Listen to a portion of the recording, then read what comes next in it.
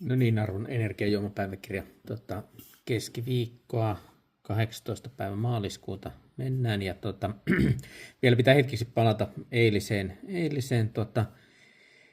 sinisen vadelmaan Blue Raspberry. Eli kyseessä ei ole tosiaankaan mustikka, vaan sininen vadelma makuaineena aika monessa paikkaa, mutta jotenkin siinä illan tuimaan niin se Blue Raspberry kääntyi mustikaksi, mutta sitähän se ei ole.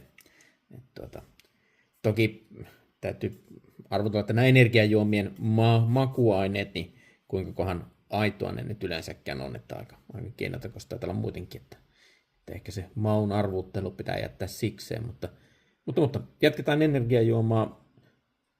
Ruotsista ostettu joluka Melon Lime. Meloni, lime. Katsotaan, maistuuko se yhtään miltään.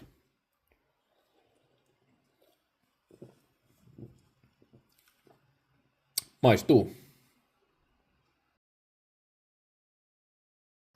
Melon Limen lisäksi illalla maistui myös jolukan Peach Strawberry.